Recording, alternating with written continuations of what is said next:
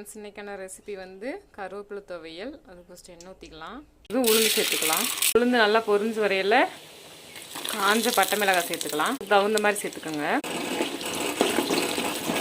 சேர்த்துக்கலாம். பூண்டோட தோல் உரிக்காமல் சேர்த்துக்குங்க. அப்போ தான் டேஸ்ட் சூப்பராக இருக்கும்.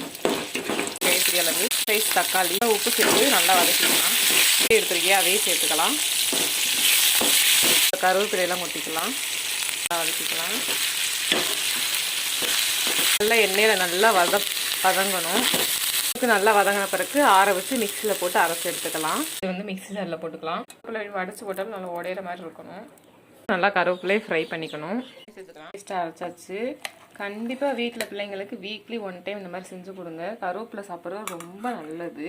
இந்த தேங்காய் சேர்த்து அரைச்சிங்கன்னா சட்னியாக வச்சுக்கலாம்.